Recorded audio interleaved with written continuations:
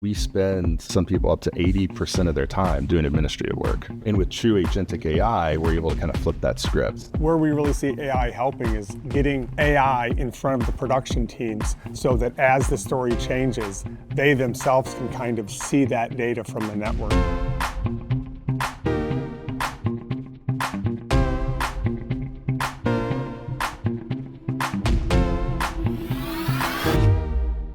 Hello, and welcome to another episode of Tech Unscripted.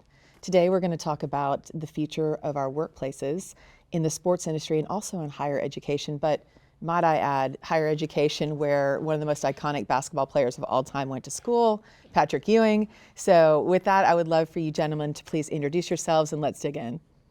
Yeah, great. I'm Douglas Little. I have the privilege of being the CIO at Georgetown University. I'm Cliff Ryan. I'm the Vice President of Network Engineering for NBCUniversal. Right on. So you guys have seen quite a lot in your organizations. A little bit different, the organizations that you run, but also a lot of outcomes that you have to drive, right? So before we get into the more serious conversation, let's do a quick rapid fire warm up. What's the one technology buzzword that you think is actually worth the hype? I think AI with respect to not only prompt, like conversational troubleshooting, but true agentic AI and how it can operationally up the game. Yes. Yeah, I think that agentic AI is really where the key is. I think at Georgetown, we really struggle. We have lean resources. Yes. There's never enough people to get the work done. And, we spend sometimes some people up to 80% of their time doing administrative work, right? Yeah. And with true agentic AI, we're able to kind of flip that script and we're able to switch and do 20% sort of administrative work and really utilize the technology to free up 80% of the time to do what's most important, which is then connecting with members of the community, connecting with each other around those common points of passion. That's what drives universities and organizations, forward. It's not waking up in the morning and being like, great, I've got 80% of my day in administrative tasks, right? Like no one gets out of bed excited to do that. Super right? fired up about that. Yeah. So I think we kind of cheated and both said the same thing, but I think there's real potential in that agentic AI, as long as it's used responsibly and in the right way. Agreed. So we're talking about administrative things, they're important, but not as important. What's the one thing let's go all the way to the other end of the spectrum? What's the one thing that absolutely cannot fail in your environment? The critical stuff. Yeah, for us, live sports demands temporary but massive scale, and it's got a hard timestamp. At 12:05 Eastern time, the ball's getting kicked. Yeah. You have to deliver not only in front of the camera, but all the ancillary infrastructure behind it has to perform. 100%. And for us, really the lifeblood of our campuses is our network, right? So before it was sort of our kind of wireless network was this other thing. And then we had hardwired phones, we had other sort of kind of systems, we had, plugged in landlines. But what we've got now is everything at our university runs off of that wireless network, our phones, our security cameras. So there's so much life and safety in addition to education and learning, in addition just to being sort of a experience factor for our students. Right? Yes. In this competitive higher education environment, they want to go places that have sort of that cutting edge technology that allows them to take advantage of AI, allows them to take advantage of 3D and holographic sim labs, things like that. So really the network used to be sort of a system, but now we really view it as the platform, and it's the platform that we're then building up off of. So I would say that's probably what's central to our business and touches all life and aspects of our students, faculty, and staff. Yeah, even in the sports environment, even today we say the network is the production hub. Yeah. Because without it, the entire distributed infrastructure, like you can't do a show without the network. So it's really the hub. It's funny. Not long ago, speaking of higher ed, I was speaking at the University of Texas and Become School of Business. And I was at a marketing summit. I was sandwiched in between the CMO of Starbucks and the CMO of Dr. Pepper. And I get on stage and I'm like, how many of you know what Cisco does? Right? And a couple of their students are engineering undergrads. So they're like, oh, we do. And then the rest of them are kind of scratching their heads. And I was like, this internet thing? I was like, 80% of the world's internet traffic or roughly still runs across Cisco globally. And we protect that too. And all of a sudden the light bulbs are going off, right? And they're like, oh, we get it. And I'm like, that text you sent last night that you never want your mother to see? that actually is running probably across Cisco somewhere. Or when you're in the University of Texas football stadium and you know, 100,000 fans are trying to send a text, like, that's us. And they're like, oh, your fan experience. And so it's interesting when you say student experience, fan experience and what you guys do too. You can't have the network go down. Yeah. You just can't. But that what you just described, I think, is what we all want, right? Like we don't want them to know what's running the network, right? We want it just to be in the background working, right? And providing everything they need, and them not knowing, right? What Cisco does or what the network is built upon, because we want it to just be so seamless and smooth. They don't even have to think about it, right? And that's what we want too, by the way. But we also, at some point, want Gen Z, millennials, and even Gen Alpha to know that what's helping run the critical infrastructure that they rely on every day is actually Cisco. Yep. So if you can instantly automate one part of your day tomorrow with AI, what would it be? And it doesn't have to be work related. Like, what would be something you'd automate with AI? Yeah, for me, with the work we do with sports, we're really integrated with production teams because, the story follows the athletes. Mm-hmm. And when that story changes, that means the cameras and the data needed changes. And so where we really see AI helping is getting AI in front of the production teams so that as the story changes, they themselves can kind of see that data from the network. How might that impact their event? Yeah. If there's a story that was going to be in the venue is now in a remote venue, what is the change in infrastructure that's needed so that it's not, there's so many events, we don't have really room for, we don't have the bandwidth, we don't have that equipment. Right. We can move that knowledge up the chain to production. It helps everyone. Right. You think about like Olympics, all the different venues and different weather conditions and all the things. Like I had the privilege of, since we sponsored the Olympics, being in Paris and watching how this all unfolded in all the infrastructure there, and some of it, very old that they had to modernize, and then some that was built brand new for the Olympics. You guys are in the midst of all of that, right? It's exactly right. It's a use case that's sort of Jurassic sized. Yeah, it's about real-time data about the changes that are going on, so that at the end of the day, the network is invisible, right? It just works. So with that, let me build on that. So Georgetown is building an AI-ready campus foundation with one of the largest Wi-Fi 7 deployments in higher education, which is bonkers. Yep. How much of this conversation is really about infrastructure readiness?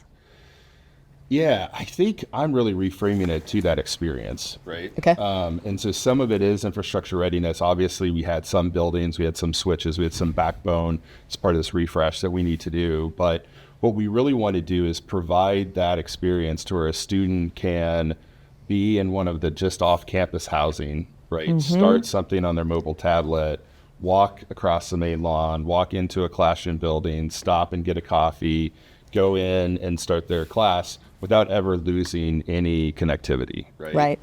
To where it's very smoothly handed off from point to point to point. And so they're able to do things on the go, on the move, that, we previously struggled with, right? As folks move between zones, move between access points. I think that's really what that technology, Wi-Fi 7, but also the AI that's built sort of into Cisco systems that help reroute, to help deal with that traffic. It's what our students expect, right? Like they don't want to, have their connection go up and down. They don't want, that pausing and that glitching as they're moving from place to place, or even, in the residence halls, right? Mm-hmm. So think about our residence halls were built, decades ago when someone might have one computer, right? You know what I mean? Yeah. And now they're each bringing like 8 to 10 devices with them, right? And all those devices are cross-talking. It's extremely complex. So we were talking earlier and you said, do you do anything with like sports arenas? And I said no, but I really should have said yes, because every residence hall is like a sports arena, right? A density of fans that don't behave predictably, right? And move from like area to area. That's right. Do, sort of all these wacky things. And they don't know how complex it is, right? Or what's on the back end. They just know it needs to work. And so we are doing some infrastructure upgrades, but really it all comes down to what that end user experience is like. And I think that's where we and other universities can really get a big competitive edge, is if you have the latest technology that gives that experience, it doesn't slow students down or provides friction for faculty and staff to do their day-to-day work, then that's really what really empowers our organizations going forward. Right on. And I know you all are on the cutting edge of that, being one of the premier institutions in the country. Okay, you've worked across the Olympics, back to this, Super Bowl and World Cup. Small events. I mean, just no pressure. Tiny. What operational problems become solvable with AI?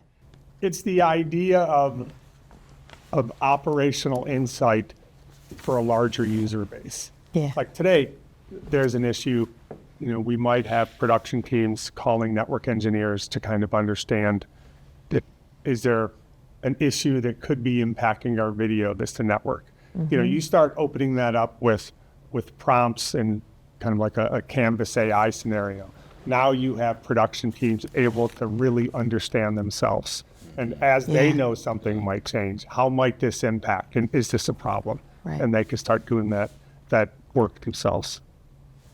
It's really a democratization, right, Exactly of right. the network, Exactly. right? To where you can have people who might not have the depth of skills, but need that outcome, right? And allow them to interact with the network without having to have a choke point, right? Of the right network engineer, then the right member of the networking team. That's not going to replace those team members, right? But provide sort of a smoother, quicker. For us, it's kind of like the future past infrastructure as code. I think so many of us have had this DevOps environment in the last couple of years, and that was to really upskill the engineer. Now it's to upskill almost like the entire company. It's a few years ago was the Women's World Cup, and I say several. We had an opportunity to get involved sort of last minute in Australia and New Zealand and become a partner there. And so we had to set up the networking across all the stadiums in New Zealand and Australia within 21 days. So we took, since it was Women's World Cup, we took a team of all female engineers that were actually educated at the Cisco Networking Academy. Oh, that's impressive. And they went and did it in under 21 days. And I have to say the broadcasting was fairly flawless. Like, we were watching from around the globe, and I was so impressed with what they could do. But it begs the question, if we had agentic capability to help augment that, 21 days wouldn't seem as perilous as it did at that time. And yet these women did this Herculean feat. But think about what they could do with agentic side by side with them today doing the same job. So it's pretty fascinating. And I think what's fascinating to me is if they had that agentic AI, it wouldn't have replaced that team. Right on. Or those people. No. You still need people at the center of it, right? Yes. But that additional tool allows those people to live a better life, right? Right on. And accomplish more with less, right? Right. So that they can then move on to the next things, or maybe enjoy New Zealand and Australia for a little bit instead of working 24/7. So it's not replacing the heroes, right? They're still going to be the heroes. It's just giving those heroes a new, different tool in their tool belt to be able to accomplish great things. It's augmenting their superpower, right? Totally agree. And giving them a little bit of their life back, which I think everybody could use. I think, this is totally digressing, but the one commodity that nobody has more of and can't figure out how to invent more of is time, right? And what I've seen agentic do in our workforce is give time back for the meaningful things or the things outside of work, the meaningful things inside and outside of work, which I think is brilliant when utilized correctly, right? I threaten this once every couple of weeks as CIO at Georgetown. I'm like, I'm shutting down email and we're going back to interoffice mail. Oh, God. I just remember interoffice mail, right? Yellow envelopes. There's no envelopes, right? So I think we need a time in our lives where we just slow the heck down, right? Right on. And we write letters to each other, right? And then respond to those letters. I think our lives have gotten so complex at work, right? Yes. And I'm sure, at NBC and at Cisco, but like at Georgetown, I've got like 10 different databases that I have to interact with every day, right, to do my work. Right. And when this whole enterprise started, there weren't any databases. There was interoffice mail, and then there was one database, and then there was more and more and more. And people are fractured, right? Their attention is going in a bunch of different directions. They're working around the clock. And so I think what's really powerful is how can we utilize that agentic AI to bring order to the chaos, right? Right on. Which is what it does best. Unstructured data, right? Making it structured. Yes. So we're a Gmail user, and so I don't know if you guys use Gmail in your personal life or your professional life, but when someone important emails me and I haven't done a good job in email back, it's like, hey, dummy, you've got, you need to respond to this email. It's been like 3 days. We can use agentic AI to help us manage relationships in the same way. That's right. So, I usually meet with you once a quarter. It's now been 10 months. Like we can ping, my agentic AI can tell me, hey, you really need to set up a meeting with Cliff. Do you want me to do that for you, right? Or do you want to reach out and take that action? And I think there could be a big psychological easing, right? Yes. If we can get this right to where I don't then have to start my day and say, okay, well, I've got to check all these 10 different places for what I need to do or what I need to focus on. I have suggestions waiting from me from an agent that starts to know me and starts to know my habits and can start to see my patterns. Yes. Really helps guide my work and focus on what's important, right? I think we do a lot of things day to day that are important, right? But there's things we think we have to do, right? So how can we get the agents to do those things for us while we focus on the important things? I was literally with my team yesterday, and we were talking about all the things we have to get done for next year financial planning.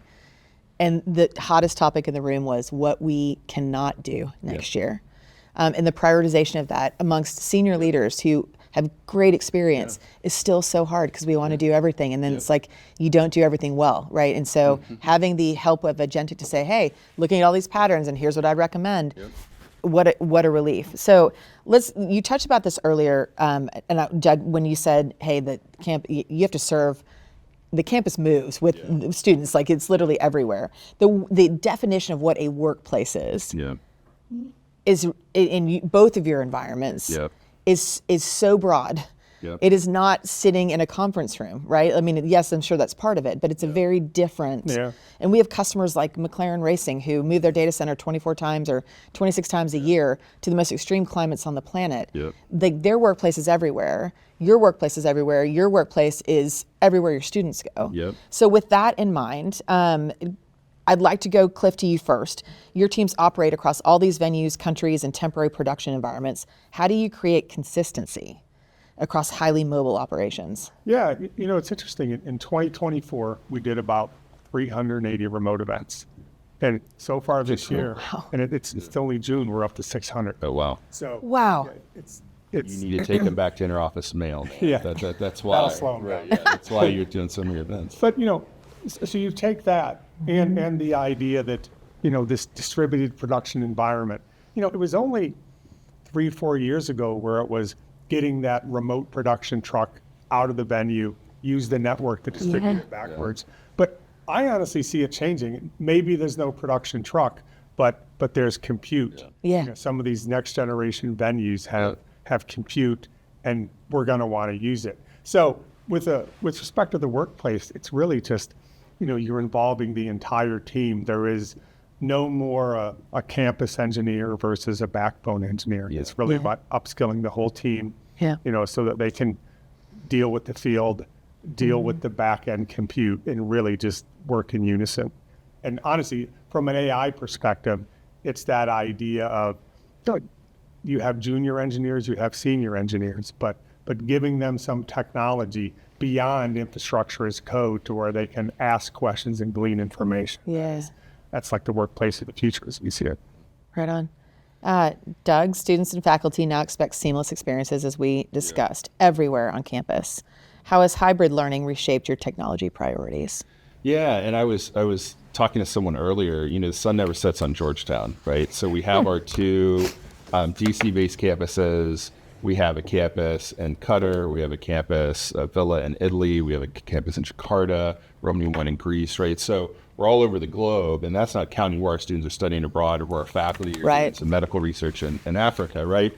So what we have to try to do is to bring that Georgetown experience that they get on our traditional hilltop to all of those different areas. So for us, it's all about how can we simplify it and how can we create something that's not too complex for our teams to be able to manage, that gets them the information you were kind of talking about with production earlier, the information they need when they need it, right, based on that changing situation on the ground. So for us, it's, doubling down and having, and I think that's one of the reasons why we're partners with Cisco is because it has a global reach, right? And so then we can put our Meraki switches and our systems and our access points in all of those global locations.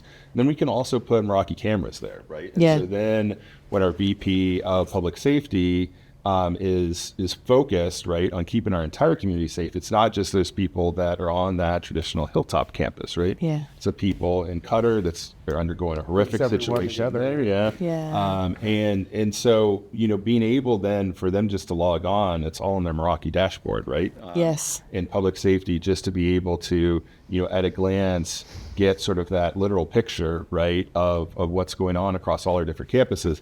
That level of integration and simplification really makes a huge difference to that public safety staff that, again, is we're all under resourced in higher education. And so you've got to have things that are simple and easy, especially when it is something such important as life and safety. Right on. Okay, let's pivot a little bit into digital resilience. Cliff, for you at NBC, you're supporting live global broadcasts, and we talked about the scope and scale of those, which is mind-numbing, some of the things that you do, where millions upon millions of people are watching in real time. What does resilience actually mean operationally, and what role does automation play in maintaining uptime? Yeah, I mean, a big part of it comes down to just understanding the importance and doing the work, right? We have this redundant backbone, right? We stretch that into our major campuses from Universal City on the West Coast to 30 Rockefeller and do like this VXLAN with redundancy, so we can stretch connectivity with redundancy with, fast failover east to West Coast. So we build that so that we're ready, right? And then with respect to the events, it's the same idea, understanding what's needed. We test it under load, with real data, real video before we put things in shipping containers. So by the time we're deploying, everybody has a pretty high level of confidence that resiliency is going to be there. Okay, I'm going to riff for a second, but have you ever had an issue where that didn't work? Yeah, we have had issues where, we take circuit outages, pop outages, well beyond the scale of what we needed. And, part of that is just contingency. Then you're in the point where, like, what can you back off of? Almost like when you're on a boat and throwing stuff overboard to keep afloat. You just, you work in unison with production teams, understanding what you need to jettison, how you need to change the story. And Doug, anything about you want to add on the resilience side? Yeah, I mean, we are doing Super Bowl level events or Cisco Live level events, but like 10,000 people came to our Hilltop to watch commencement exercises, right? Yeah. And so you think about that being a culmination, right, of 4 years, right? Probably for a lot of those, young students, probably the pinnacle of their life thus far, like graduating from college, right? And so it's got to be perfect, right? And you've got to be able to have the video broadcast up so grandma and grandpa who couldn't come to the Hilltop, right, can see their grandkids walk across stage.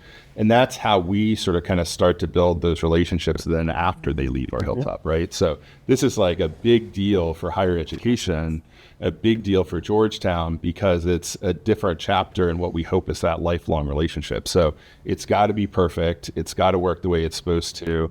And so similar sort of to what Cliff was talking about, we have, redundant layers, right? And so if one layer goes down, we've got a backup that we can put there. And our then major challenge is we have to do all of that in the middle of a group of historic buildings. So we can't just start bolting things right here or there. And so the Cisco engineering team, that's where they're really invaluable to us. They're really embedded side by side into our team. My team's focused on kind of the meat and potatoes day to day.